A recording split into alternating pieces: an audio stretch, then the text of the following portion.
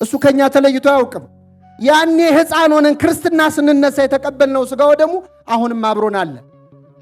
ግን ብዙዎቻችን ንስሐ ግቡ ሲባል አይ እኔ ለምወድቀው ነገር አሁን ንስሐ ብገባ መልሼ መውደቅ አይቀርም፣ ሥጋው ደሙ ብቀበል መደፋፈር አይቀርም የሚል አለ። ይሄ የክርስቲያን ንግግር አይደለም። እስቲ ከኔ ጋር በሉ፣ ጠላቴ ሆይ ብወድቅ ምን እላለሁ? እኛ ግን የምንለው ብነሳ እወድቃለሁ። ገለበጥ ነው ጥቅሱን። አያችሁ? አንዳንድ ሰው እንደውም ሥጋው ደሙ አለመቀበሉን እግዚአብሔር እንደ ጥሩ እንዲቆጥርለትም እንደ ጽድቅ እንዲቆጥርለትም ያስባል። አይ ብዙ መደፋፈር እንኳን አያስፈልግም የሚላል። እንደው ፈርቶ አልተቀበለም ብሎ እንዲያጸድቀው እግዚአብሔር። ሥጋው ደሙ ላይ የምናደርገው ምዕመናን የመጨረሻው ድፍረት አለመቀበል ነው። በሽታውን የደበቀ መድኃኒት የለውም ይላል። ኃጢአቱን የደበቀም ስርየት የለውም።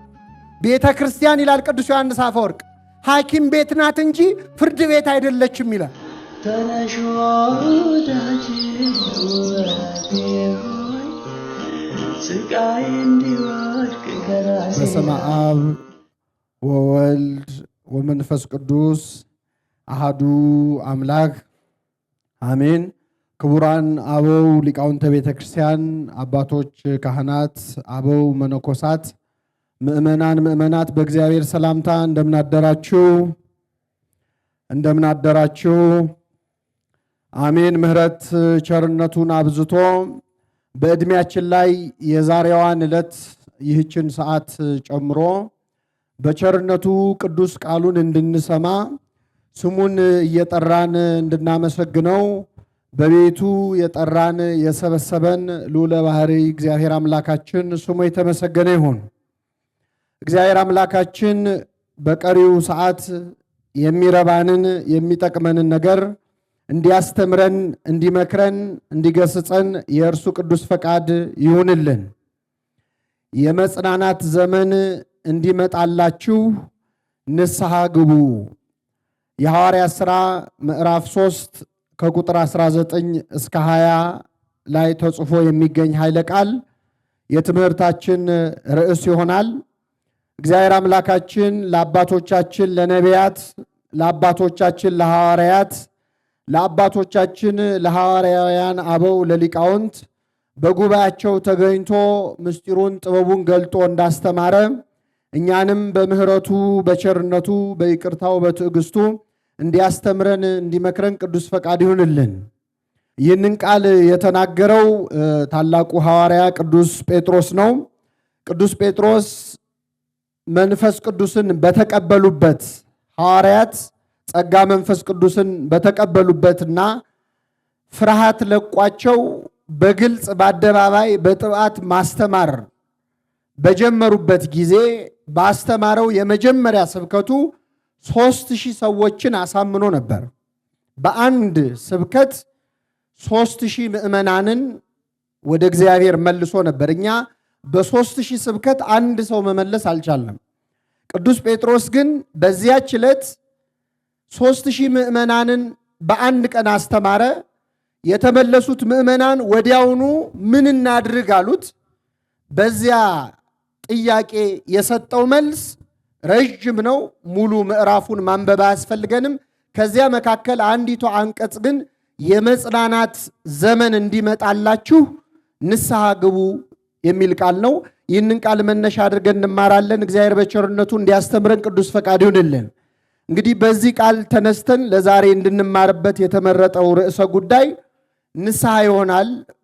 በእውነት ስለ ንስሐ ቤተክርስቲያናችን ሳታስተምር ውላ አድራ አታውቅም። ወንጌል በሚነበብበት ጊዜ ሁሉ የመጀመሪያው አዋጅ ምንድን ነው? መንግሥተ ሰማያት ቀርባለችና ምን አድርጉ ነው? ንስሐ ግቡ ነው። የስብከት ሁሉ መጀመሪያውም መጨረሻውም ንስሐ ነው። መጥምቀ መለኮት ቅዱስ ዮሐንስ ስብከቱን ሲጀምር በምድረ በዳ የሚጮህ ሰው ድምፅ ይላል። በዚህ በማቴዎስ ወንጌል ምዕራፍ 3 ላይ የመጀመሪያ የስብከቱ ቃል መንግሥተ ሰማያት ቀርባለችና ንስሐ ግቡ የሚል ነበር። አምላካችን ኢየሱስ ክርስቶስም ከመንፈቅ በኋላ ማስተማር ሲጀምር ከመጥምቀ ዮሐንስ የመጀመሪያ የስብከቱ ቃል ተመሳሳይ ነው። መንግሥተ ሰማያት ቀርባለችና ምን አድርጉ? ንስሐ ግቡ። እንግዲህ ንስሐ ምዕመናን የሁል ጊዜ ትምህርት ነው። ከሚደጋገሙ ምስጢራትም ነው። ከሰባቱ ምስጢራተ ቤተ ክርስቲያን የማይደገሙ አሉ፣ የሚደገሙ ምስጢራት አሉ። ከሚደጋገሙ ምስጢራት አንዱ ንስሐ ነው። ንስሐ የሚደጋገመው እኛ ኃጢአት ስለምንደጋግም ነው። ሁሌ ኃጢአት ስለምንሰራ ሁልጊዜ ንስሐ ያስፈልገናልና ስለ ንስሐ እንማራለን። ንስሐ ማለት ምዕመናን ጸጸት ነው። በግዕዙ ነስሐ የሚል ቃል በአማርኛው መጽሐፍ ቅዱስ ሄዳችሁ ብታነቡት ተጸጸተ፣ ተጸጸተች የሚል ታገኛላችሁ። ስለዚህ ንስሐ ማለት ጸጸት ነው። አንድ ሰው አምላኬን እግዚአብሔርን አሳዝኘዋለሁ፣ በድየዋለሁ፣ ባጭሩ ኃጢአት ሰርቻለሁ ብሎ ሲያስብ ፈጣሪውን ማሳዘኑ ሲቆጨው ሲሰማው ያ ንስሐ ይባላል። ይህንን ንስሐ እግዚአብሔር ለሁላችን ያድለን። እንግዲህ በቀን ውስጥ ከኛ መካከል ኃጢአት ሳይሰራ የሚውል ሰው የለም። ኃጢአት በረቂቅ መንገድ ትሰራለች፣ በገሃድ በሚታይ መንገድ ትሰራለች። በሐልዮ በነቢብ በገቢር ይላሉ አባቶቻችን። ሰው በቀን ውስጥ በግብር የሚሰራቸው ኃጢአቶች አሉ። ዝሙት ሊፈጽም ይችላል፣ ሊሰርቅ ይችላል፣ ሊያመነዝር ይችላል፣ ሊገድል ይችላል። በግብር የሚፈጽማቸው ኃጢአቶች አሉ። ደግሞ እንደው በግብር ኃጢአት ሳይሰራ እንደው ተቆጥቦ ቢውል በአንደበቱ ደግሞ በቀን ውስጥ ሰው ብዙ ኃጢአት ይሰራል። በቀን ውስጥ በአንደበታችን ብዙ ኃጢአት እንናገራለን፣ እናማለን፣ እንዋሻለን፣ እንሳደባለን። ሐሜት አያድርግብኝ እንጂ ብለን እናማለን። እናማለን። አንዳንድ ጊዜ እንደው አጋነን ካትበሉ እንጂ እያልንም ለራሳችን ይቅርታ እያደረግን የሚሆን በቀን ውስጥ በአንደበታችን ብዙ ኃጢአት እንሰራለን። ብዙ በተናገርኩ ቁጥር ይላል ቅዱስ አርሳኒዎስ የተባለ የቤተክርስቲያናችን ቅዱስ፣ ብዙ በተናገርኩ ቁጥር ይቆጨኛል፣ ዝም በማለቴ ግን ቆጭቶኛ አያውቅም ይላል። ስለዚህ በቀን ውስጥ በአንደበታችን የምንሰራቸው እጅግ ብዙ ኃጢአቶች አሉ። አንደበታችን ዝም ቢል ደግሞ ምዕመናን በቀን ውስጥ በሐሳባችን ብዙ ኃጢአት እንሰራለን። ለመናገር የምናፍረውን ለሰው ለመግለጽ የማንደፍረውን ኃጢአት በሐሳባችን ስናወጣው ስናወርደው እንውላለን። ስለዚህ ከኛ መካከል ኃጢአት የሌለበት የለም። ምናልባት ኃጢአት የለብኝም የሚል ሰው እንኳ ቢኖር ያ ሰው ዛሬ ገና የመጀመሪያውን ኃጢአት ሰርቷል። ምክንያቱም ኃጢአት የለብኝም ማለት ራሱ ኃጢአት ነው። ቅዱስ ዮሐንስ በመልእክቱ ኃጢአት የለብንም ብንል ራሳችንን እናስታለን፣ እውነትም በእኛ ውስጥ የለም ይላል። ቅዱስ ዳዊት ደግሞ በመዝሙሩ ምን አለ? አንተን ብቻ በደልኩ በፊትህም ክፋትን አደረግኩ ይልና በነገርህ ትጸድቅ ዘንድ በፍርድህም ንጹሕ ትሆን ዘንድ አለ። ምን ማለት ነው? አንተ ሁሉ ይበድላል ብለህ ተናግረሃል። የተናገርከው ቃል እውነት ይሆን ዘንድ ይኸው እኔም በድዬህ ተገኘው ይላል። በእውነት እግዚአብሔር አምላካችን ይህን ኃጢአት መስራታችንን አምነን አውቀን የምንጸጸትበትን ልቡና እግዚአብሔር ለሁላችን ያድለን። በዛሬ ትምህርታችን ምዕመናን እንደ አንድ ሶስት ቁም ነገሮች ነው የምናየው። ንስሐ ግቡ ይባላል። ከዚህ መካከል የንስሐ አባት ያለው ይኖራል። የንስሐ ሕይወት ውስጥ ያለ ሰው ይኖራል። ጨርሶ ደግሞ ከንስሐ ሕይወት የራቀ ከስጋው ደግሞ የራቀ ሕይወት ያለው ሰው ይኖራል። እንዲያው ግን በአጠቃላይ ንስሐን እግዚአብሔር እንዴት ነው የሚያየው? እንዴት እንግባ? ለማን እንግባ? መቼ እንግባ? የሚለውን በዛሬ ትምህርታችን እናያለን። የመጀመሪያው ምዕመናን እግዚአብሔር በኃጢአታችን እንድንጸጸት ብቻ አይደለም የሚፈልገው። ኃጢአታችንን መስራታችንን ካመን በኋላ አንደበታችንን ተጠቅመን ያንን ኃጢአት እንድንናዘዘው እግዚአብሔር ይፈልጋል። ዝም ብሎ ልቡ ስለተሰበረ ሰው በልቡ በድያለሁ ስላለ ብቻ ንስሐ ገባ አይባልም። ንስሐ ምስጢር ነው፣ በካህናት እርዳታ የሚፈጸም ነው። ስለዚህ ከንስሐ በኋላ ቀጣይ ሂደት አለው። ያ ሂደት ምንድነው? ኃጢአታችንን መናዘዝ ነው። እግዚአብሔር ኃጢአታችንን እንድንናገር ይፈልጋል። እንድንናገር ግን የሚፈልገው መረጃ ፈልጎ አይደለም። ኃጢአት መስራት አለመስራታችንን እግዚአብሔር ያውቃል አያውቅም? ያውቃል። እንኳን ስንሰራት ገና ስናስባት ያውቃል። አዳም ዕፀ በለስን እንደሚበላ ቀድሞ ያውቃል። ቅድመ ይፍጥሮ ለአዳም ያምር ግብሮ ይላል። አዳምን ሳይፈጥረው ስራውን ያውቃል። እግዚአብሔር ኃጢአታችንን እንድንናገር ግን ይፈልጋል። የሚፈልገው ማወቅ ፈልጎ እንደው መረጃ ፈልጎ ሳይሆን በአንደበታችን ኃጢአታችንን ስናምን ያን ጊዜ ይቅር ስለሚለን ትህትናችንን ስለሚፈልገው ነው። እስቲ የመጀመሪያዎቹን በደለኞች ላስታውሳችሁ። አዳምና ሔዋን የሁላችን አባትና እናቶች ናቸው። የሰው ልጅ ለደረሰበት መከራ ሁሉ ምክንያት ሆነው ሁልጊዜ ይጠቀሳሉ። የወደቅነው በአዳምና ሔዋን ምክንያት ነው። ይሁንና የተነሳ ነውም በእውነት በአዳምና ሔዋን ምክንያት ነው። እነሱ ንስሐ ባይገቡ ኖሮ እግዚአብሔር ሰው አይሆንም። ለሰው መሆኑም ምክንያት የሆኑት አዳምና ሔዋን ናቸው። ቅዱስ አትናቴዎስ በቅዳሴው አዳምና ሔዋንን ይወቅሳቸዋል። አዳም ሆይ ምን አደረግን፣ ሔዋን ሆይ ምን አደረግን ይልና ከወቀሰ በኋላ ግን መልሶ እናንተን እንናገር ዘንድ ተገቢያችን አይደለም፣ እናንተስ በእንባችሁ በንስሐችሁ እኛን መልሳችሁ ወደ ገነት መልሳችኋል፣ እኛ ግን በኃጢአት ተቃጠልን ተሰቃየን ይላል። በእውነት በረከቱ ይደርብን ቅዱስ አትናቴዎስ። አዳምና ሔዋን የመጀመሪያ በደል ሰሩ። አትብሉ የተባሉትን ዕፀ በለስ በሉ። እግዚአብሔር ምን ያህል ኃጢአታችንን እንድንናገር እንደሚፈልግ የምታውቁት እስከ ማታ እግዚአብሔር አዳምን ጠበቀው ይላል። እስኪመሽ ጠበቀው። አዳም ወደ እግዚአብሔር አልተመለሰም። ስለዚህ እግዚአብሔር ወደ አዳም ሄደ። ተቆጡ፣ ኃጢአትን አታድርጉ፣ በቁጣችሁ መሃል ፀሐይ አይግባ ይላል መጽሐፍ ቅዱስ። ስለዚህ እግዚአብሔር እስከ ማታ ቆይቶ ሌላ ቀን እስኪነጋ አልጠበቀም። ራሱ እግዚአብሔር አዳምን ፍለጋ በገነት መካከል ተመላለሰ። አዳም አዳም ሆይ ወዴት ነህ አለው ይላል። አዳም አዳም ሆይ ወዴት ነህ ብሎ ሲጠራው እግዚአብሔር ድምፁ ወደ አዳም ሲመጣ አዳም እንዲህ ሲል መለሰ፣ ጌታዬ ሆይ ራቁቴን ስለሆንኩ ፈራሁ ተሸሸኩም ይላል። አሁን እዚህ ላይ አስተውሉ ምዕመናን፣ የምታውቁትን ታሪክ ለመተረክ አይደለም ያነሳሁት። እግዚአብሔር አዳምን ወዴት ነህ ብሎ የሚጠይቀው አዳም ያለበትን ቦታ እግዚአብሔር ያውቃል አያውቅም? ያውቃል። እግዚአብሔር የሌለበት ቦታ የለም፣ በሁሉ የሞላ ነው። አዳም ወይ ወዴት ነህ ሲል እግዚአብሔር አዳም ያለበትን ሁኔታ ነው እየጠየቀ ያለው። እያንዳንዳችንን መጽሐፍ ቅዱስ ላይ ስማችን ተቀይሮ የሕይወት ታሪካችን አለ። አዳም ወይ ወዴት ነህ የሚለውን ቃል ስታነቡ አዳም የሚለው ቦታ ላይ የራሳችንን ስም አስገብተን ብናነበው እግዚአብሔር አሁንም ወዴት ነህ ይለናል። እያንዳንዳችን ወዴት ነህ አለው። አዳም መለሰ፣ ራቁቴን ስለሆንኩ ፈራሁ ተሸሸኩም አለ። አስተውሉ ምዕመናን፣ አዳም ኃጢአቱን ተናገረ አልተናገረም? አልተናገረም። ራቁቴን ስለሆንኩ ፈራሁ ተሸሸኩም አለ። የአዳም ኃጢአት ራቁቱን መሆኑ ነው እንዴ? አይደለም። ዕፀ በለስን መብላቱ ነው። ዕፀ በለስን በላሁ አይደለም ግን ያለው ራቁቴን ስለሆንኩ ፈራሁ ተሸሸኩም። አንዳንድ ሰው ለምሳሌ ንስሐ አባቱ ዘንድ ሄዶ አንድ ወጣት አባቴ ይሄ መጠጥ እኮ ገንዘቤን አስጨረሰኝ ቢል ንስሐ ነው ምዕመናን? አይደለም። ምክንያቱም መጠጥ ገንዘቤን አስጨረሰኝ ይሄ ንስሐ አይደለም። ኃጢአቱ ያመጣበት ችግር ነው እንጂ ኃጢአቱ አይደለም። ስለዚህ አዳም ኃጢአቱን ትቶ ኃጢአቱ ያመጣበትን ችግር ተናገረ። ራቁቴን ስለሆንኩ ፈራሁ ተሸሸኩም አለ። ደግሞ ጠየቀው እግዚአብሔር ኃጢአቱን እንዲናዘዝ እንደሚፈልግ ሲያሳየን ድጋሚ ጠየቀው፣ ራቁትህን መሆንህን በምን አወቅህ? አትብላ ካልኩ ዛፍ በላህን አለው። ይህን ጊዜ አዳም ምን አለ? ረዳት ትሁንህ ብለህ የሰጠኸኝ ሴት ከዛፉ ሰጠችኝና በላው አለ። አሁን ተናገረ አልተናገረም? ተናገረ። ግን ሲናገር ክስ ጨምሮበታል። ማንን የከሰሰው ምዕመናን? አይሰማኝም?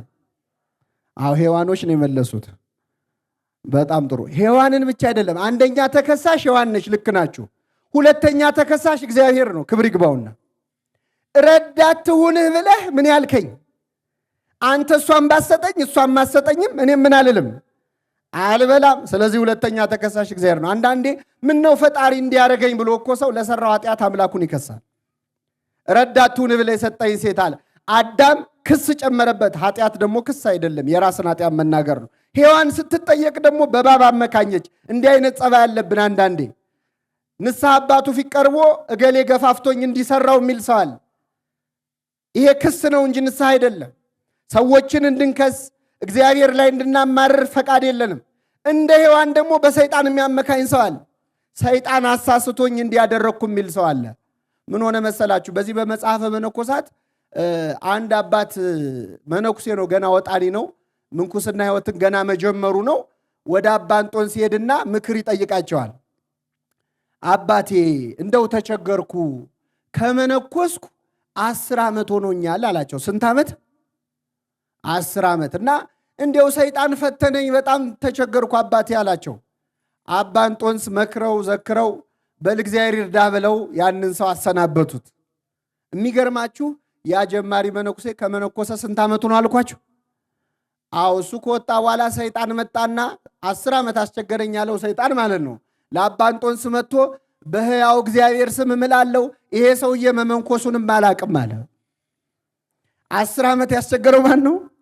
እግዚአብሔር ያሳያችሁ። እኛ በእውነት ሰይጣን ፈተነን ለማለትም የሚያስችል ሁኔታ ላይ አይደለም ያለ ነው። እግዚአብሔር ሁላችንን በዓይነ ምሕረቱ ይመልከተን። ስለዚህ የመጀመሪያው ምዕመናን ኃጢአታችንን እንድንናዘዝ ማን ይፈልጋል ማለት ነው? እግዚአብሔር ይፈልጋል። ይህንን ካልን እንዴት ነው የምንናዘዘው? ለማን ነው የምንናዘዘው? በኦርቶዶክሳዊት ቤተ ክርስቲያናችን ኃጢአትን የምንናዘዘው ለአባቶቻችን ለካህናት ነው። ይሄ ግልጽ ነው፣ ምንም የሚያከራክር አይደለም። በብሉይ ኪዳንም በሐዲስ ኪዳንም እግዚአብሔር ኃጢአትን ለካህን እንድንናዘዝ አዟል። 2 ጥቅሶች መጥቀስ እንችላለን ለዚህ። አንደኛው መጽሐፈ ኢያሱ ምዕራፍ 7 ከቁጥር 7 ላይ ሂዱ። ኢያሱ የተባለው መስፍን ከሙሴ ተተክቶ እስራኤልን ሲመራ የነበረው አካል ለተባለ ሰው እንዲህ ሲል ተናገረው። ልጄ ሆይ ለእግዚአብሔር ተናዘዝ። እስኪ በሉ ልጄ ሆይ ለእግዚአብሔር ተናዘዝ፣ ያደረግከውን ንገረኝ። በደንብ አስተውሉ። ለማን ተናዘዝ? ለማን ንገረኝ? ለእኔ። ኢያሱን የእግዚአብሔር ነኝ እያለ አይደለም። ለእግዚአብሔር ተናዘዝ፣ ያደረግከውን ንገረኝ አለ። ለካህናት መናዘዝ ለማን መናዘዝ ነው? ለእግዚአብሔር መናዘዝ ነው። ካህናት አዕይንተ እግዚአብሔር ናቸው። ቅዱስ አትናቴዎስ በቅዳሴው የእግዚአብሔር ዓይኖች ይላቸዋል። በካህናት ፊት ስንናዘዝ እግዚአብሔር ዓይኑ ፊት ቆመን እየተናዘዝን ነው። እኛ ስናይ የሚመስለን ለካህኑ የተናገርን ነው። ግን በካህኑ አድሮ ኃጢአታችንን የሚሰማን ማን ነው? እግዚአብሔር ነው። መጨረሻም የኃጢአት ይቅርታን የሚሰጠው እግዚአብሔር ነው። ካህኑም ኃጢአታችንን ሰምተው ይቅር ብያለሁ በልሂድ አይደለም የሚሉን፣ ከኃጢአት ማሰሪያ ማን ይፍታህ ነው የሚሉት? እግዚአብሔር ይፍታህ ነው የሚሉት። ስለዚህ በብሉይ ኪዳን ነቢያቱ ካህናቱ ዘንድ እየሄዱ ሰዎች ኃጢአታቸውን ይናዘዙ ነበር። በሐዲስ ኪዳንም ሐዋርያት ሥራ ምዕራፍ 19 ቁጥር 19 ላይ ስንሄድ በሐዋርያት ፊት እየመጡ ሰዎች ሁሉ ኃጢአታቸውን ይናዘዙ ነበር ይላል። ኃጢአታቸውን ይናዘዙ ነበር ይላል። መናዘዝ፣ ለካህናት መናዘዝ የእግዚአብሔር ፈቃድ ነው። ብዙ በቤተ ክርስቲያን ታሪክ ብዙ መቼስ ቤተ ክርስቲያን ለ2000 ዓመታት ብዙ መከራ ያየች ስለሆነች ስለ ካህናት መናዘዝ ተቃውሞ የሚያነሱ ብዙ ሰዎች አሉ። አንዳንዶች እርስ በርሳችሁ ኃጢአታችሁን ተናዘዙ ነው የሚለው፣ ስለዚህ እርስ በርስ መናዘዝ ይቻላል ብለው ካህን አያስፈልግም ብለው የአደባባይ ኑዛዜ የሚፈቅዱ ወይ ደግሞ ለጓደኛህ ከነገርከው ራሱ ንስሐ ነው የሚሉ ሰዎች አሉ። ይሄ ቤተክርስቲያናችን አትቀበለው። የአደባባይ ኑዛዜም አትፈቅድም፣ እርስ በርስ መነጋገርም አይፈቀድም። ለምን ብትሉ እንደው ምዕመናን እስቲ ያስተውሉ። አሁን እዚህ ጉባኤ መሃል አንድ ሰው ተነስቶ እንደው ስርየት ይሁነኝ ብሎ የሰራውን ኃጢአት ሁሉ ዝርግፍ አድርጎ እዚህ መድረክ ላይ ወጥቶ ቢናገር እዚህ ቁጭ ብለን የምንሰማው ሰዎች ምንድን ነው የምናስበው? ሰው ቆሞ ሲሄድ ሰው ይመስላል፣ ለካ ስንት ችግር አለ አንልም? የመጀመሪያው ችግር እሱ ነው። ኃጢአቱን አንረሳውም። ስንሰማ በጣም ብዙ ነገር እንላል። አንዳንድ ሰው ደግሞ የዛን ሰው ኃጢአት ከራሱ ኃጢአት ጋር ማነጻጸር ይጀምርና እንዴ እኔ እኮ ኃጢአት አለብኝ ብዬ አስብ ነበር፣ ለካ ስንት ችግር አለ ደግሞ ይላል። ራሱን ጻድቅ አድርጎም ይሄዳል። ለአንድ ካህን መናገር የከበደው ሰው በአደባባይም ተናዘዝ ቢባል ይከብደዋል። በእኛ ቤተ ክርስቲያን ኃጢአታችንን የምንናዘዘው ለአባቶቻችን ለካህናት ነው። ለካህናት የምንናዘዘው ግን እንዲመክሩን እንዲያጽናኑን ብቻ አይደለም። ኃጢአታችንን ከኛ ላይ የማንሳት ስልጣን ሰጥቷቸዋል ክርስቶስ። የዮሐንስ ወንጌል ምዕራፍ 20 ከቁጥር 23 ላይ በግልጽ ቋንቋ ጌታችን ተናግሯል። ኃጢአታቸውን ይቅር ያላችኋቸው ይቀርላቸዋል፣ የያዛችሁባቸውም ተይዞባቸዋል ይላል። ስለዚህ እንዲያጽናኑን ብቻ አይደል። ለማጽናናቱማ ብዙ የሥነ ልቡና ባለሙያዎች አሉ፣ ብዙ ሳይካትሪስቶች አሉ። ለምክሩ ለተግሳጽ ብቻ አይደለም። ካህናት ከኛ ላይ የኃጢአትን ሸክም ማውረድ መፍታት፣ በኃጢአት የሞተውን ሰው ልክ አልዓዛርን ሐዋርያት ክርስቶስ ከሞት ሲያስነሳው ሄደው መግነዙን እንደፈቱ እንደ መግነዝ ያሰረንን ኃጢአት ከላያችን የመፍታት ስልጣን ለአባቶቻችን ለካህናት ሰጥቷቸዋል። ስለዚህ ኃጢአታችንን የምንናዘዘው ለአባቶቻችን ለካህናት ነው። ይህ ማለት ግን ለእግዚአብሔር አንናዘዝም ማለት አይደለም። ሰው ኃጢአቱን ሲናዘዝ 3 ጊዜ ይናዘዛል። መጀመሪያ ለራሱ መናዘዝ አለበት። ካህናት ፊት ቀርቦ አባቴ የኔ ኃጢአት ምኑ ትዝ ይለኛል ከማለት ቁጭ ብሎ ሰው የሰራውን ኃጢአት ማስታወስ አለበት። ሁለተኛው በካህናት ፊት ይናዘዛል። በካህናት ፊት ሲናዘዝ 3ኛውን ኑዛዜ በዛ ይፈጽማል። ካህናት የእግዚአብሔር ዓይኖች ናቸው። ለካህናት መናዘዙ ለእግዚአብሔር መናዘዝ ይሆንለታል። ይህንን የምናስተውልበትን ኃይል እግዚአብሔር አምላካችን ያድለን። ይህንን ካልን ምዕመናን አሁን ባለንበት ዘመን ብዙዎቻችን ወደ ንስሐ ሕይወት ላለመቅረብ ምክንያት ከሚሆኑን ሄደን ቀርበን ለካህናት ላለመናገር ምክንያት ከሚሆኑን ችግሮች እንደ አንድ ሁለቱን ብቻ ነኝ። የመጀመሪያው አንዳንድ ሰው አሁን በዚህ ዘመን ምን ካህን አለ ብዬ ነው የምናገረው? መቼስ በየኢንተርኔቱ በሶሻል ሚዲያው በዚህ ዘመን በየሚዲያው ስለ አባቶቻችን ስለ ካህናት የምንሰማው ነገር ጥሩ ጥሩ ነገር ነው። ምዕመናን አትመልሱም? ጥሩ ነው አይደለም? አይደለም።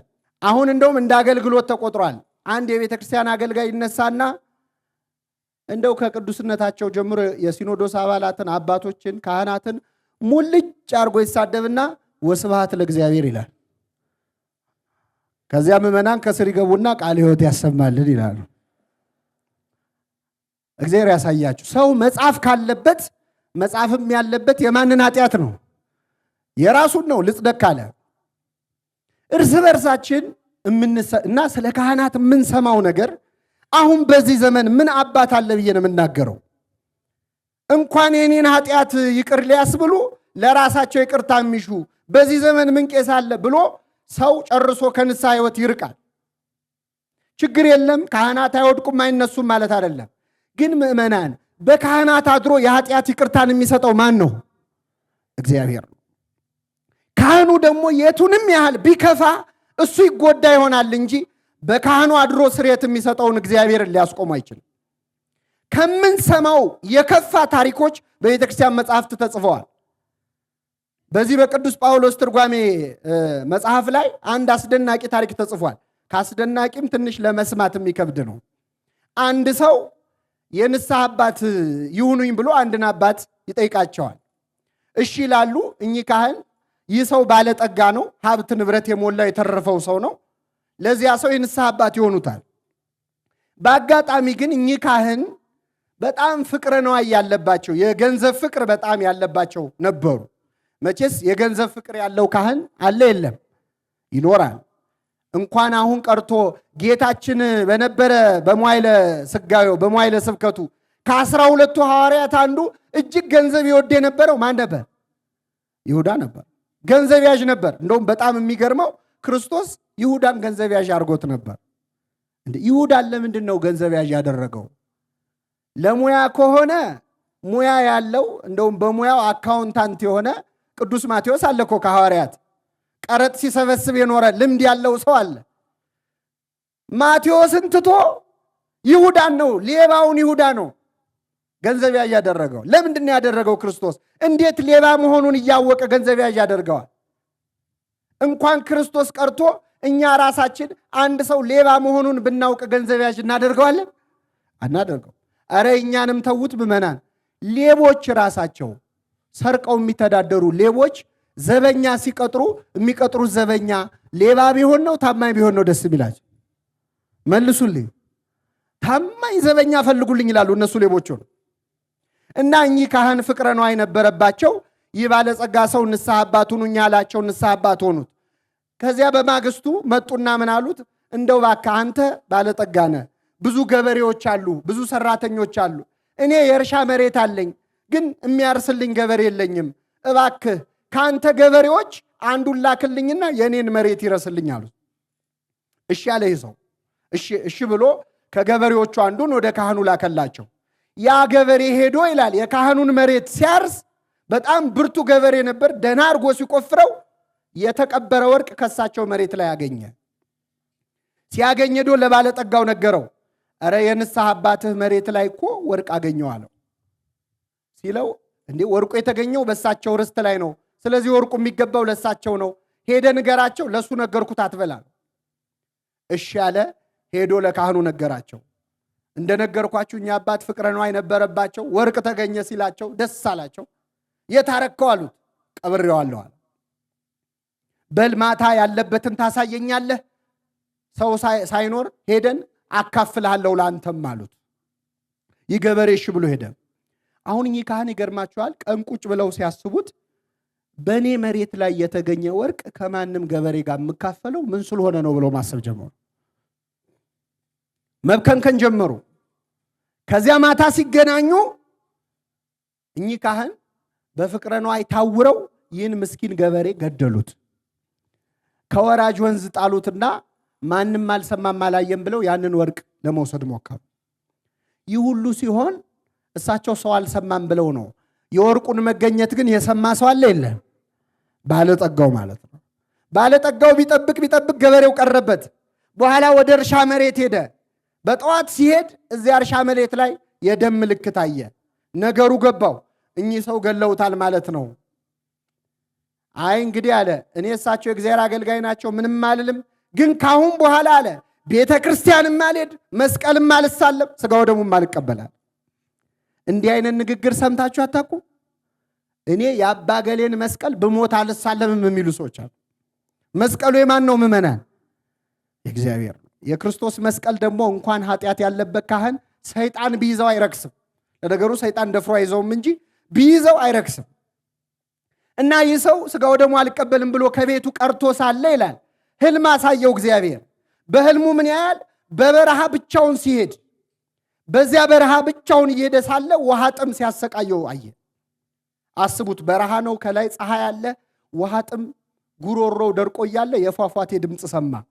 ያን ድምፅ ተከትሎ ሲሄድ ንጹህ ውሃ ይፈሳል። ሊጠጣ እጁን ሲሰድ ግን ውሃው ላይ ሊደርስበት አልቻለም። ውሃ ጥሙ እየባሰ መጣ። በኋላ አንድ ሰው መጣና በንጹህ የወርቅ መቅጃ ያንን ውሃ ቀድቶ እንካ ጠጣ ብሎ ሰጠው። የሰጠው ሰው ግን እጁ ቆስሎ ነበረ። ውሃው ንጹህ ነው፣ ዕቃው ንጹህ ነው፣ ሰውየው ግን ቁስለኛ ነው። ይህ ሰው ጠምቶታል። አይ ሰውየው ቢቆስል ውሃው ንጹህ ነው፣ ችግር የለውም ብሎ ሊጠጣ አፉን ሲከፍት ከእንቅልፉ ነቃ። መልእክቱ ምንድን ነው? ንጹህ ውሃ የተባለው የህይወት ውሃ እኔ ነኝ ያለ የአምላካችን የኢየሱስ ክርስቶስ ደም ነው። የክርስቶስ ስጋና ደም በቆሰለ ሰው ማለት በቆሰለ ካህን፣ በኃጢአት በቆሰለ ካህን እጅ ብንቀበለው የካህኑ ኃጢአት የስጋው ደሙን ንጽህና ሊያሳድፈው አይችልም። ቅዱስ ባስልዮስ እንዲያውም ምን ይላል? ቅዱስ ባስልዮስ በማህተም ይመስለዋል። ሁለት ማህተሞች ቢኖሩ ይላል፣ አንዱ የወርቅ ማህተም ቢሆን፣ አንዱ የብረት ማህተም ቢሆን፣ በላዩ ላይ ግን የአንድ ንጉሥ መልክ ቢቀረጽበት ቀለም ነክራችሁ በወረቀት ላይ ብትመቱት ሁለቱ ማህተም አንዱ የወርቅ አንዱ የብረት የትኛው መሆኑን ለመለየት አይቻልም።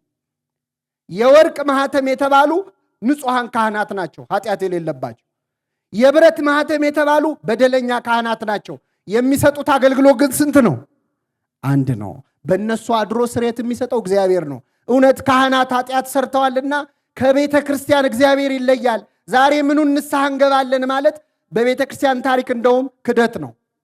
ክደት ዶናቲዝም የሚባል ክደት አለ። በዚህ በሰሜን አፍሪካ የዛሬዋ አልጄሪያ የምትባል ሀገር አካባቢ ዶናቲዝም የሚባል እንቅስቃሴ ተነስቶ ቤተ ክርስቲያን ላይ መከራ የመጣው በካህናት ኃጢአት ምክንያት ነው። ስለዚህ ንስሐ እንገባም ብለው መናፍቃን ተነስተው በወቅቱ የሚሰጣቸው መልስ ተሰጥቷቸው አልፈዋል። ስለዚህ በእውነት የካህኑን ኃጢአት ምክንያት አድርገን ከንስሐ ከመራቅ እግዚአብሔር አምላካችን ሁላችንም ያድለን። ሌላው ምዕመናን ንስሐ ላለመግባት ምክንያት የሆነን ሁለተኛው አይ እኔ ንስሐ በገባ ምን ዋጋ አለው? ተመልሼ ኃጢአት መስራት አይቀርም። እየሰማችሁ ነው? እየሰማችሁ ነው?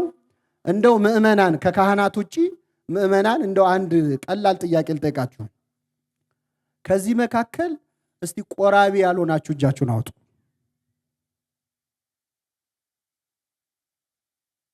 አንሱት፣ ግድ የላችሁ። እሺ አውርዱ። በጣም ያሳዝናል። እዚህ ቤተ ክርስቲያን ውስጥ እዚህ ጉባኤ ላይ አንድም ቆራቢ ያልሆነ ሰው የለም። እኛ እጅ እናወጣለን እንጂ አልቆረባችሁም እንደ ጨርሶ ክርስትና ስትነሱ ቆርባችኋል አልቆረባችሁ? እንደው ሕፃን እያለ አልቆረባችሁ? ያቋረጠ ነው እንጂ ያልቆረበ የለም እዚህ መካከል። ሲቆይ ረሳ ነው። አያችሁ ክርስቶስ ለሐዋርያት ምን ብሏቸዋል? እስከ ዛሬ ከእናንተ ጋር ስኖር አታውቁኝምን ብሎ ነበርኩ። ሲቆይ ዘነጋ ነው እንጂ የተቀበልነው ሥጋው ደሙ ከኛ ይለያል እንዴ? አይለይም። እኛ ከእግዚአብሔር ጋር ያልነበርንበት ዘመን ሊኖር ይችላል። እግዚአብሔር ግን ከኛ ጋር ያልነበረበት ዘመን የለም። እሱ ከኛ ተለይቶ አያውቅም። ያኔ ሕፃን ሆነን ክርስትና ስንነሳ የተቀበልነው ሥጋው ደሙ አሁንም አብሮን አለ። ግን ብዙዎቻችን ንስሐ ግቡ ሲባል አይ እኔ ለምወድቀው ነገር አሁን ንስሐ ብገባ መልሼ መውደቅ አይቀርም፣ ሥጋው ደሙ ብቀበል መደፋፈር አይቀርም የሚል አለ። ይሄ የክርስቲያን ንግግር አይደለም። እስቲ ከኔ ጋር በሉ፣ ጠላቴ ሆይ ብወድቅ ምን እላለሁ? እኛ ግን የምንለው ብነሳ እወድቃለሁ። ገለበጥ ነው ጥቅሱን። አያችሁ ንግግር መሆን ያለበት የክርስቲያን ብወድቅ እነሳለሁ ነው። እመኒ ወደቁ ትነሳ፣ ብወድቅ እነሳለሁ፣ በጨለማም ብመላለስ እግዚአብሔር ብርሃን ይሆንልኛል። እና ብዙዎቻችን አይ መልሼ ኃጢአት መስራቴ ለማይቀር ንስሐ አሁን ብገባ ጥሩ አይደለም ብለው የተዉ ብዙ ሰዎች አሉ። በየቀኑ ገላችንን እንታጠባለን፣ ግን መልሰን እንቆሽሻለን። አይ መልሼ መቆሸሼ ለማይቀር አንደኛውን ጠርቀም ሲል እታጠባለሁ የሚል ሰው አለ። በሽታ ለመሸመት ካልሆነ ማለት። ስለዚህ ንስሐ ሁሌ ነው መሆን ያለበት። ሥጋው ደሙ ከመቀበል የራቅን ሰዎች አንዳንድ ሰው እንደውም ሥጋው ደሙ አለመቀበሉን እግዚአብሔር እንደ ጥሩ እንዲቆጥርለትም እንደ ጽድቅ እንዲቆጥርለትም ያስባል። አይ ብዙ መደፋፈር እንኳን አያስፈልግም የሚላል። እንደው ፈርቶ አልተቀበለም ብሎ እንዲያጸድቀው እግዚአብሔር። ሥጋው ደሙ ላይ የምናደርገው ምዕመናን የመጨረሻው ድፍረት አለመቀበል ነው። ምክንያቱም አሁን እኛ ሰርግ ደግሰን እንግዶች ጠርተን እንግዶች ነጭ ለብሰው እዚያ ሰርግ ላይ ታድመው ቁጭ ብለው የሚበላው የሚጠጣው ቀርቦላቸው አንዱንም ነገር ሳይነኩ ምግቡንም ሳይነኩ መጠጡንም ሳይነኩ እግዚአብሔር ይስጥልን ብለው ቢወጡ ደስ ይለናል አይለን? አይለንም። ንቀት ነው። ያን ሁሉ ምግብ መጠጥ ለፍተን ሰርተን ስላልተበላ ይከፋናል። ቅዳሴ እኮ ሰርግ ነው ምዕመናን። ሙሽራው ክርስቶስ ነው፣ ሙሽራይቱ ቤተክርስቲያን ነች። ምግቡ መጠጡ ሥጋው ደሙ ነው። እንዴት ሰርጉ ላይ ተገኝተን አለመቀበላችንን እንደ በጎ እንዲያይልን እንጠብቃለን? ስለዚህ ምዕመናን ሰበብ ምክንያት ሳናደርግ ለንስሐ ለሥጋው ደሙ ሁላችንም በቸርነቱ ያብቃን። ምናልባት ቆርቤ አሁን ሥጋው ደሙ ተቀብዬ አሁን በወድቅስ ትሉ እንደሆነ ቅዱስ ጴጥሮስ እኮ ጌታን የካደው ቆርቦ ሲወጣ ነው። ክርስቶስን 3 ጊዜ የካደው ቆርቦ እንደወጣ ነው። ግን 3 ጊዜ ከካደ በኋላ ክርስቶስ ቀና ብሎ ሲያየው ዶሮ ሲጮህ ሲሰማ ተጸጸተ፣ አለቀሰ፣ አነባ። ቆርቦ ስለካደ እዚያው ይቅር እንደወጣ ይቅር አላለውም ክርስቶስ። የጴጥሮስን እንባ ተቀብሎታል። የጴጥሮስን እንባ ለሁላችን ይስጠን። እንደተቀበለው የምታውቁት 3 ከካደው በኋላ ጴጥሮስ ክርስቶስ ተሰቀለ፣ ሞተ፣ ተነሳ። ከተነሳ በኋላ ሴቶች ወደ መቃብር ትንሣኤውን ሊያዩ ሲሄዱ ይላል ሂዱና ለደቀ መዛሙርቴ ለጴጥሮስም ንገሩልኝ ጌታ ተነስቷል ብላችሁ አለ። ለማን ንገሩልኝ? ለጴጥሮስም። ስሙን ለምን ጠራው ብትሉ ስሙን ጠርቶ ጴጥሮስን ንገሩልኝ ካላለ አይ እሱ 3 ክዶታል ብለው አይነግሩትም ጴጥሮስን። እኛ እኮ ሰው ከመዝገብ ለመሰረዝ አንደኛ ነን። 3 ክዶት የለ እኛ የ3 ወር አልከፈለችም ብለን እናባር የለ ከየማህበሩ። ስለዚህ 3 ክዶታል ብለው እንዳይንቁት ጥሩልኝ ጴጥሮስን አለ። ቆርቦ የካደውን ጴጥሮስን ድጋሚ ያገኘው። ሲያገኘው አንተ ቆርበ ትክደኛለህ ብሎ አላሸማቀቀው። ምን አለው? የዮና ልጅ ስምዖን ሆይ ትወደኛለህ አለው። የሚገርማችሁ ምዕመናን ጴጥሮስ ሐሙስ ዕለት አልክድህም ብሎ ፎክሯል። ከትንሣኤ በኋላ ግን እንኳን አልክድህም ሊል እወድሃለሁ ለማለት ፈራ። እወድሃለሁ ማለት አስፈራው። ጌታ ሆይ እንደምወድህ አንተ ታውቃለህ አለ። የበለጠ አከበረው፣ ሸለመው። እግዚአብሔር የፈለገ በኃጢአት ብንጨቀይ ወደ ቦታችን ይመልሰናል። ጴጥሮስን ወልውሎ ከክብሩ ከቦታው መለሰው። ሁላችንም በቸርነቱ ይመልሰን። አሁን ወርቅ ባንገታችን አርገን ስንሄድ ምዕመናን እስቲ ያስተውሉ። ባንገታችን ወርቅ አርገን ስንሄድ ድንገት ተበጥሶ ቢወድቅ እና ጭቃ ውስጥ ቢገባ አይ ጭቃ ውስጥ ገብቷል ብላችሁ ጥላችሁ ትሄዳላችሁ? አረ መልሱልኝ። አንሄድ። እንኳን ጭቃ ውስጥ የፈለገ የሚሸት ነገር ውስጥ ቢገባ ጥለን እንሄዳለን? እጃችንን ከተን ምን እንለዋለን? ለምን? ወርቅ ነዋ። ገንዘብ እኮ ነው የወጣበት። ወርቅ እኮ የተገዛው በገንዘብ ነው። እኛን እግዚአብሔር የገዛን በምንድን ነው? በደሙ ነው። ስለዚህ የፈለገ የኃጢአት ጭቃ ውስጥ ብንዘፈቅ እጆቹን ከቶ ያወጣናል፣ ወደ ምሕረቱ ባህር ይጨምረናል። ሁላችንም በቸርነቱ ይጨምረን። ወደ መጨረሻ 2 ነጥቦች ልምጣ ምዕመናን። ወደ ንስሐ ሕይወት መቅረብ አለብን፣ መናዘዝ አለብን ስንል ለካህናት መናዘዝ አለብን፣ ምክንያቶቻችንን ማስወገድ አለብናል። የመጨረሻው እንዴት እንናዘዝ የሚለው እንመልከትና እናጠቃልላለን። ኃጢአቱን የሚሰውር አይለማም ይላል መጽሐፍ ቅዱስ። ኃጢአቱን የሚሰውር አይለማም ማለት አይጸድቅም ነው። አይለማም አይጸድቅም ነው። አንድ ተክል ለማ ጸደቀ ነው። አይለማም አይጸድቅም ነው። ኃጢአታችንን ካህናት ፊት ቀርበን ስንናዘዝ የምንናዘዘው ቅድም እንዳልነው ለማን ነው?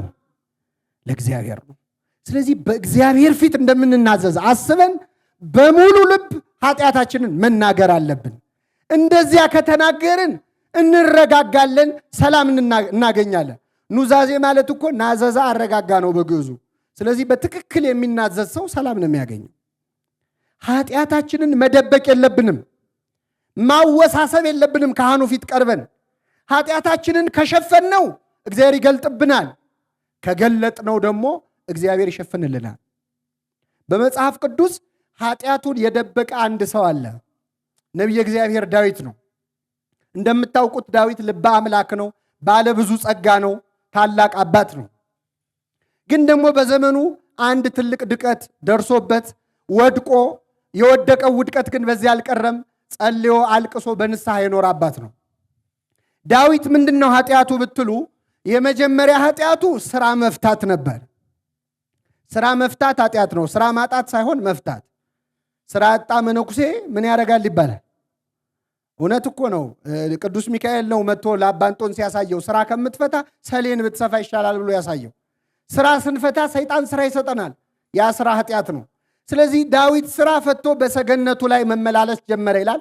ሲመላለስ አንዲት ሴት ገላዋን ስትታጠብ እርቃኗን ተመለከተ። ይሄ የእሱ ጥፋት አይደለም፣ ድንገት የገጠመው ነገር ነው። ግን ደግሞ መርዞ ተመለከተ። ዳዊት በሐፀ ዝሙት ተነደፈ። ይችን ሴት ማን መሆኗን ጠየቀ። ጠራና ማን ናት አለ።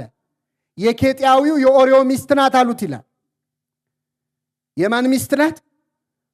እዚህ ላይ ነበር ታሪኩ ማለቅ ያለበት። የገሌ ሚስት ናት ከተባለ በቃ ባለትዳር ነች ማለት ነው። ግን ቀጠለ ዳዊት። ብዙ ጊዜ ዝሙት ማመንዘር የሚመጣው የገሌ ሚስት ናት ከተባለ በኋላም ጨዋታው ይቀጥላል፣ ውይይቱ ይቀጥላል። እና የኬጢያዊ የኦርዮ ሚስት ናት አሉት። አስመጣት፣ አስነወራት ይላል። ልብ አድርጉ ምዕመናን። መጽሐፍ ቅዱስ ባልና ሚስት የሚፈጽሙትን ሩካቤ አዳም ሚስቱን ሔዋንን አወቃት፣ እገሌም ሚስቱን እገሊትን አወቃት ይላል። ከጋብቻ ውጭ የሚፈጸመውን ሩካቤ ግን አስነወራት ወይም ደረሰባት ነው የሚለው። የሚፈጸመው ሩካቤ አንድ ነው፣ ግን የሚገልጽበት ቋንቋ የተለያየ ነው። ለምንድን ነው ብትሉ፣ በሕገ እግዚአብሔር ሆነው የሚፈጽሙት ሩካቤ ቅድስና ነው። ከሕገ እግዚአብሔር ውጭ የሚፈጸም ሩካቤ ግን ዝሙት ነው። ቅዱስ አትናቴዎስ ምሳሌ ሲሰጥ ምን አለ? አንድ ሰው በጦር ሜዳ ጦርነት ላይ 1000 ሰው ቢገድል 1000 ገዳይ ነው ተብሎ ጀግና ነው ተብሎ ይሸለማል። ጦርነቱ ካበቃ በኋላ ግን አገሩ ገብቶ በሰላም አገር መሸለም አምሮት መሳሪያውን ወልውሎ ከሰፈር ሰዎች እንደ 10 ሰው ቢገድል ጀግና ነው ተብሎ ይሸለማል? አይሸለም። 1000 ገሎ የተሸለመ 10 ሰው ገሎ አይሸለምም። ለምን? በጦርነት መግደል ጀግና ያሰኘናል። በሰላም ጊዜ መግደል ግን ወንጀል ነው። ከጋብቻ ውጪ የሚፈጸም ሩካቤ በሰላም ሀገር ጦርነት እንደመክፈት ነው። ከጋብቻ ውስጥ ከሆነ ግን ሕገ እግዚአብሔር። ዳዊት አስመጣት፣ አስነወራት፣ ሴቲቱም ጸነሰች ይላል። የጸነሰችው ደግሞ ከዳዊት ነው። በምን አወክ ካላችሁ፣ ይቺ ሴት ዳዊት የተመለከታት ገላዋን ስትታጠብ ነበር። ገላዋን የምትታጠበው ከወር ልማዷ ነጽታ ስለነበረ ነው ይላል። ስለዚህ ለመጨረሻ ጊዜ የወር ልማዷን አይታለች። ይቺ ሴት የጸነሰችው ከዳዊት ነው። ከነ ማስረጃው ነው መጽሐፍ ቅዱስ የሚጽፈው። አሁን ይቺ ሴት ጸነሰች። መጽነሷን ስትልክበት ደነገጠ ዳዊት። ያሳፍራል። ዳዊትን ያህል ንጉሥ የወታደር ሚስት ቀማ ቢባል። ስለዚህ ባሏን ከጦር ሜዳ አስጠራው። ኬጢያዊ ኦርዮ እየገሰገሰ መጣ። ዳዊት እንዴት ነው አለው። ስለ ጦርነቱ ጠየቀው። መጨረሻ ላይ በል እንግዲህ ወደ ቤት ግባ እግርህን ታጠብ አለው ይላል። እንደው ገብተህ ከሚስት ጋር ተኛ ማለት ነው የቀረው። ምንድነው ዓላማው ብትሉ ዳዊት የራሱን ኃጢአት ምን ለማድረግ ነው? ለመሸፈን። አይዞህ ወደ ቤት ግባ እግርህን ታጠብ አለው። በማግስቱ ሲገናኙ ሲያጣራ ዳዊት ይህ ሰው አልተኛም ከቤቱ ገብቶ። ዳዊት የፈለገው ከሚስቱ ጋር እንዲተኛና ጽንሱ የኦርዮ ነው እንዲባል ነው። እሱ ግን ከውጭ አደረ። ጠየቀው፣ ምን ነው ከደጅ አደር ካለው፣ ታቦተ ጽዮን በደጅ አድራ የእስራኤል ወታደሮች ከጠላት ጋር እየተናነቁ እንዴት እኔ ቤቴ ገብቼ ተኛለዋል? እንዴት ከባድ ነው ምዕመናን። አሁን ለንጉሥ ዳዊት ኦርዮ ስለ ታቦተ ጽዮን ክብር ይንገረው እስቲ። ታቦተ ጽዮን ፊት የዘለለ የዘመረው ዳዊት፣ ልብሰ መንግስቱን ጥሎ የዘመረውን ዳዊት ስለ ታቦተ ጽዮን ክብር ከኦርዮ ሰማ። ኦርዮ ደግሞ እኮ ኬጢያዊ ነው ይላል። ተገዝሮ ወደ እስራኤል የገባ ነው እንጂ በዜግነቱ እስራኤላዊ አይደለም። ከአሕዛብ የመጣው ሰው ለዳዊት አስተማረው። አንዳንዴ በምግባር ከኛ የሚያንሱ ሰዎች ከኛ ተሽለው ይገኛሉ እኮ። በጣም ይገርማል። ዳዊትን ያህል ንጉሥ ለምን ተጻፈልን ይሄ ታሪክ ምዕመናን? ዳዊት ጻድቅ አባት ነው። እንደ ዳዊት ያለ ዘማሪ የለም። እንደ ዳዊት ያለ ፈዋሽ የለም። እንደ ዳዊት ያለ ካህን የለም። ሀብተ ክህነት አለው፣ ሀብተ ዝማሬ አለው። ግን ዝሙት ጣለው። እሳቸው እኮ ትልቅ አባት ናቸው፣ የበቁ ናቸው፣ ይፈውሳሉ። አቤት ሲዘምር አቤት ሲሰብክ ብሎ ነገር የለም። ሺህ ቢዘምር ከዳዊት በላይ አይዘምርም። ሺህ ቢሰብክ ከዳዊት በላይ አይሰብክም። ሺህ ክህነት ቢኖረው የዳዊት ያህል ለእግዚአብሔር ቅርብ አይደለም። ልበ አምላክ ተብሏል ዳዊት። ግን ወደቀ። ኃጢአት ወግታ የጣለቻቸው ብዙዎች ናቸው ይላል። እግዚአብሔር ሁላችንን ከመውደቅ ይሰውረን እና ንጉሥ ዳዊት ኃጢአቱን መሸፈን አልቻለም። ድጋሚ ከቤት እንዲገባ ላከው። አሁንም ከደጅ አደረ። ነገሩ አላምር ሲለው ደብዳቤ አጽፎ ኦርዮን ሰደደው። ወደ ጦር ሜዳ ይገደል የሚል ደብዳቤ ነበር የተላከው። የጦር መሪው አነበበ፣ አዘነ። ግን የንጉሥ ቃል ነው። ስለዚህ ኦርዮን እንዲገደል ወሰነ። ወታደሮችን እንዲህ አላቸው፣ ሂዱ ከጦር ሜዳ። ጠላት ግር ብሎ ሲመጣ ኦርዮን ጥላችሁ ትሸሹአል። ስለዚህ ሄዱ። ጠላት ግር ብሎ ሲመጣ ኦርዮን ጥለውት ሸሹ። ኦርዮ እየለፈለፈ ታቦተ ጽዮንን ከድታችሁ እስራኤልን ከድታችሁ ወዴት ትሄዳላችሁ እያለ ተደብድቦ ሞተ። ይሄ ሁሉ ሲሆን በሰማይ ሆኖ ማን ይመለከታል ምዕመናን? እግዚአብሔር። አሁን እግዚአብሔር ነቢዩ ናታንን ላከው። ነቢዩ ናታን በፈረስ ላይ ሆኖ መጣ። ነቢያት በፈረስ ላይ ከመጡ ነገር አለ፣ በአህያ ላይ ከመጡ ሰላም ነው። በፈረስ ላይ መጣ። ምን ተፈጠረ አለ ዳዊት። እረ ንጉሥ ሆይ በሀገር በደል ተፈጽሟል። አንድ ሰው 100 በጎች ነበሩት።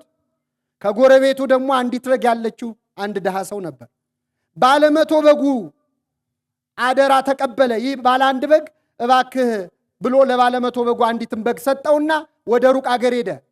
ይህ ባለ 100 በግ እንግዳ ሲመጣበት ግን ከ100 በጎቹ አንዲቱን ለማረድ ሳስቶ ይችን አንዲት በግ አረደበት። ንጉሥ ሆይ ምን ይመስልሃል አለ። ዳዊት አዘነ። ይህ ሰው ምናምንቴ ነው አለ። ስለ 1 እጥፍ 4 እጥፍ ይመልሳል። ስንት እጥፍ? ኦ ንጉሥ ፈታይ ከበርስከ። ንጉሥ ሆይ የፈረድከው በማ ላይ ነው? በራስ ላይ ነው። 100 በግ አሉት የተባልከው አንተ ነህ። እግዚአብሔር ባይፈቅደውም ዳዊት ብዙ ሚስቶች ነበሩት። ብዙ ሚስቶች ያሉ አንተ ነህ። አንዲት በግ ያለችው ኦርዮ ነው ለአንተ አምኖ ጥሎ ሄደው። እንግዳ መጣብህ የተባለው ጊዜያዊ ስሜት ነው፣ ፍትወት ነው። ከ100 በጎች ከ100 ሚስቶች ከአንዷ ጋር ልታሳልፈው ስትችል እሱ አምኖ የጣለልን ሚስቱን ቀማው፣ እሱንም ማስገደልከው። ንጉሶ እየፈረድከው በማን ላይ ነው አለው። እየሰማችሁ ነው ምዕመናን? ዳዊት ስለ 1 እጥፍ ስንት እጥፍ ይመልስ ነው ያለው? ይገርማችኋል። ነገር አሳመርኩ ብሎ 4 እጥፍ አለ። እግዚአብሔር 4 እጥፍ መለሰለት። እንዴት ብትሉ እሱ 1 ኦርዮን የገደለው ወዲያው ከዚች ከኦርዮ ሚስት ከቤርሳቤ የተጸነሰው ሕፃን ልጅ ወዲያውኑ ሞተ ይላል። ዳዊት አዘነ፣ በታመመ ጊዜ ተጨነቀ። የመጀመሪያውን ቅጣት ተቀጣ። ሁለተኛ ወንዱ ልጁ አምኖን የተባለ ሴት ልጁን ትዕማርን ደፈረበት፣ በቁሟ ገደላት። ወንድሟ እህቱን ደፈረበት፣ በቁሟ እንደሞተች ነበር የተቆጠረው። ሁለተኛ በሉ። ሶስተኛ እንዴት እህቴን ይደፍራል ብሎ ሌላው ልጁ አቤሴሎም ተነሳና አምኖንን ገደለው። ሶስት በሉ። አራተኛ አቤሴሎም ዳዊት ላይ አመፀና እሱም በጦር ሜዳ ሞተ። ዳዊት ስንት ጊዜ ያለቀሰ? መልሱልኝ። አንዳንድ ጊዜ እግዚአብሔር የማይሰማ ይመስለንና እንደው እንዲያድርግብኝ እንላለን። በእውነት እንዳፋችን አያድርግብን አምላካችን። አሁን ይህን ሁሉ ታሪክ ለምን አነሳኸው ብትሉ ምዕመናን፣ ዳዊት ሰው እስከ ማስገደል የደረሰው ኃጢአቱን ምን ለማድረግ ነው? ኃጢአቱ ተሸፈነ አልተሸፈነም? አልተሸፈነም። በምን አወቅን ብንል ይኸው አሌልቱ ነው የሚባለው ሀገራን። ይኸው በአሌልቱ ከተማ ሐዊረ ሕይወት ላይ የተሰበሰቡ 10,000 ምዕመናን ቁጭ ብለው የዳዊትን ኃጢአት እየሰሙ ነው አይደለም? እየሰማችሁ ነው አይደለም?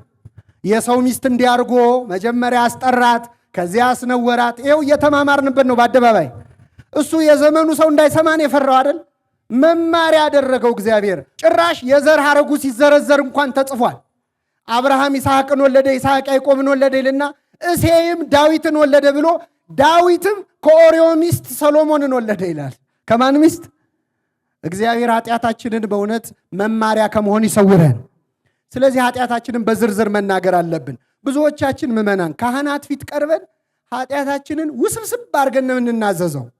እንደው የማናውቀው ቅኔ የሚመጣልን ስንናዘዝ ይመስለኛል። አንዳንድ ሰው ብልጥ ይሆናል። እንደው ካህን ፊት ይቀርብና አባቴ እንደው ዝርዝሩስ መግባት አያስፈልግም፣ በቃ ባጭሩ ኃጢአት የተባለውን በሙሉ ምን ብያለሁ? ይቻላል እንደዚህ? እስቲ አሁን ሐኪም ቤት ሄዳችሁ ዶክተሩ ፊት ቀርባችሁ ዶክተር እንደው ዝርዝሩስ መግባት አያስፈልግም፣ ባጭሩ በሽታ የተባለውን በሙሉ ታምም ያለው ብትሉ ኪኒን ይሰጣል? እንዲያረገኛል፣ ይሸቀሽቀኛል፣ ይወገኛል ነው ምንድነው? በሽታውን የደበቀ መድኃኒት የለውም ይላል። ኃጢአቱን የደበቀ ስርየት የለውም። ቤተ ክርስቲያን ይላል ቅዱስ ዮሐንስ አፈወርቅ ሐኪም ቤት ናት እንጂ ፍርድ ቤት አይደለችም ይላል። ቤተ ክርስቲያን ምንድን ናት? መልሱልኝ። ቤተ ክርስቲያን ሐኪም ቤት ከሆነች እኛ ምንድን ነን? ታካሚ አትበሉ፣ በሽተኞች ነን። አታሳምሩት። በሽተኞች ነን። ሁላችንም በሽተኞች ነን። እኔ እንደው በዛሬ በጠዋቱ በሽተኛ ለን እንዳትሉ፣ እኔም በሽተኛ ነኝ። ታዲያ በሽተኛ ከሆንክ ለምን ቆመት ትሰብካለህ ካላችሁ፣ በሽተኞችም እኮ ሆስፒታል ውስጥ ትንሽ ሲቆዩ እንደ ዶክተር ያደርጋቸዋል አይደል? መድኃኒት ሁሉ ያዛሉ ከልምዳቸው በመነሳት። ሁላችንም በሽተኞች ነን። ሁላችንም በምሕረቱ ይማረን እና በሽታውን የደበቀ ስርየት የለውም። ሐኪም ፊት ቁስልህን ገልጠህ እንደምታሳይ በነፍሰ ሐኪም በካህኑ ፊት ዲያብሎስ ያቆሰለህን የኃጢአትህን ቁስል ገልጠህ አሳየው ይላል። አወሳስቦ መናዘዝ አይገባም። በዝርዝር ትዝ ያለንን ሁሉ መናዘዝ ይገባናል። ያን ካረግን ሰላም፣ እረፍት እናገኛለን። የመጨረሻው ነጥብ ምዕመናን፣ ካህናት ኃጢአታችንን ከሰሙ በኋላ የሚሰጡን ቀኖና አለ። የሚሰጡን ቀኖና ዋናው እንደው ብዙ ሰዓት ስለሌለን ዋነኛ ዓላማው የቀኖና ዓላማ ቅጣት ሳይሆን ሕክምና ነው። ብዙ ጊዜ እኛ የሚመስለን ብዙ ኃጢአት ያለበት ሰው ብዙ ስገድ የሚባል፣ ትንሽ ኃጢአት ያለበት ሰው ትንሽ ስገድ የሚባል ነው የሚመስለን። ግን እንደውም ቤተክርስቲያን በተቃራኒው ነው የምትሰራው። ብዙ ኃጢአት ያለበትን ሰው ምናልባትም ምንም አትስገድ ልትለው ትችላለች። አንድ አባት ምን አደረጉ? አንዱ ሰው ሄዶ ብዙ ኃጢአቱን ነገራቸው። ብዙ ኃጢአት ነግሯቸው ሲጨርስ 3 ስገድ አሉት። ስንት? ደነገጠ። 3,000 ነው 300 አለ። 3 ስገድ አሉት። እሺ ብሎ አላመነም፣ ሰግዶ ሄደ። በኋላ እንደው ለታሪኩ እንዲመች ነው፣ እግዚአብሔር የማያውቀው የለም። ግን እግዚአብሔር ተገለጸና ለምን 3 ስገድ አሉት አላቸው። እኛ አባት ምን አሉ? ጌታዬ ሆይ 3 ስገድ ያልኩት እኔ ጨካኝ ስለሆንኩ ነው። አንተ ብትሆን ኖሮ ኃጢአት ተሰረየችልህ ብለህ በነፃ ምን ትለው ነበር? ታሰናብተው ነበር አሉ። ዋነኛ ዓላማው ምዕመናን፣ ቀኖና ዓላማው እኛን መቅጣት ሳይሆን ወደ እግዚአብሔር ማቅረብ ነው። ብዙ ኃጢአት ያለበትን ትንሽ ስገድ ሊሉት ይችላሉ። ተስፋ እንዳይቆርጥ ሰግጄ ነው ይቅር ያለኝ እግዚአብሔር እንዳይል አይዞ ብለው ያበረታቱታል። ትንሽ ኃጢአት ያለበትን ግን ብዙ ስገድ ይሉታል። የቀረችውንም ነውር እንዲያጠፋትና ወደ ቅድስና እንዲመጣ ማለት ነው። እና ዋነኛ ዓላማው ግን ቀኖና የሚሰጠው ብዙ አይነት ቀኖና አለ። ፈውስ መንፈሳዊ የሚባል መጽሐፍ አለ በቤተ ክርስቲያናችን። ካህኑ ሊቆጡን ይችላሉ፣ ሊገስጹን ይችላሉ። እኛ እንኳን ቀና ብለው እንዲያዩን አንፈልግም፣ ግን እንዲገስጹን ነው የሚፈቅድላቸው አባትነታቸው። ከማይበረ ምዕመናን ሊለዩን ይችላሉ፣ ወዲያ ሂድ ወዲህ ሊሉን ይችላሉ። በቤተ ክርስቲያን ታሪክ ብዙ ተጽፏል። ዋና ዓላማው ግን እያንዳንዱ ድካማችንን ቆጥሮ እግዚአብሔር ይቅር እንዲለን ነው። እንደው አንድ በቤተ ክርስቲያናችን የተጻፈ አንድ ታሪክ ልንገራችሁና ትምህርቱን አበቃለሁ። አንድ ምን ያህል ንስሐ ወይም ቀኖና ለእግዚአብሔር ለሰው ልጅ ስርየት መሆኑንና ወደ ቅድስና የሚያበቃ መሆኑን ለማሳየት ነው። አንድ ሰው ኃጢአት ይሰራና ንስሐ ሊገባ ይፈልጋል። የሰራው ኃጢአት 7 ሰዎችን ገሎ ነበር። ስንት ሰዎች? 7 ሰው እና 7 ሰው ጋር ሄድን ገሎ ሲጨርስ በኋላ እስቲ ልናዘዝ ብሎ ወደ አንድ ካህን ሄዳል። በአጋጣሚ ካህን ገና ክህነት ከተቀበሉ ቅስና ከተቀበሉ በቅርብ ጊዜ ነበር። በመሰረቱ ካህናት የእኛን ኃጢአት በሰሙ ቁጥር እንደው ወይ ጉድ ሲሉ የሚውሉ እንዳይመስለን ለምደውታል። ለሐኪም በሽታ እንደማይደንቀው ለካህን ኃጢአት አይደንቀውም። ግን እኚህ ካህን ገና አዲስ ወጣት ናቸው። ገና ከመሾማቸው ንስሐ አባት ይሁኑኝ ይላቸዋል። አባቴ 7 ሰው ገድያለሁ ይላቸዋል። ሲላቸው እኛ አባት በስመ አብ ወወልድ ወመንፈስ ቅዱስ ይላሉ። ሲደነግጡ አይ እኚህ ሰውዬማ ያሳስሩኛል ይልና እሳቸውንም ይገላቸዋል። በድምሩ ስንት ሆነ ማለት ነው? አሁን እንግዲህ ንስሐውም እንዳይቀር ደግሞ ቁጣውም እንዳይቀር ነው ወደ ሌላ አባት ይሄዳል። አረጋዊ ካህን ናቸው፣ በደንብ ልምድ ያላቸው ናቸው። አባቴ 7 ሰው ገድዬ ነበር፣ 7 ገደልኩ ስል ሲደነግጡ ሳይ እንዳያጋልጡ ብዬ እሳቸውንም ገድያለሁ፣ በድምሩ 8 ገድያለሁ ይላቸዋል። እኚህ ካህን ምን አሉ? አይ እችማ ቀላል ነች አሉ። ምክንያቱም 9ኛ እንዳይሆኑ። እቺ ቀላል ነች የኔ ልጅ አይዞ ይሄ ነው እንዲያስጨነቅ አሉት። አይዞ ጠበል አጠምቃለሁ፣ ዋሻ ውስጥ ጉድጓድ ውስጥ ትገባለህ፣ ጠበል ታመጣልኛለህ፣ በቃ ትሄዳለህ አሉት። ደስ አለው። አሁን በደንብ የምታስተውሉት ምዕመናን፣ ይህ ሰው ኃጢአቱን ተናግሯል አልተናገረም? ተጸጽቷል አልተጸጸተም? ገና አልተጸጸተም። ገና ልቡ አልተሰበረም። አንዳንዴ ያለ ጸጸት ኑዛዜ የምንናዘዝ ከሆነ ዋጋ የለው፣ ሪፖርት እንደማቅረብ ይሆናል። ካህኑ ላጥምቅ አሉት። ወደ ጉድጓድ ወሰዱትና በገመድ አወረዱት። ጠበል ይዘና አሉት። በገመድ ወረደ። ልክ ሲወርድ ቢፈልግ ጠበል አጣ። ሲመለስ እኛ አባት ያን ገመድ ሰብስበውታል። እንዴ ምን ነው ሲል አንተ መቆየት ያለበት እዛው ነው አሉት።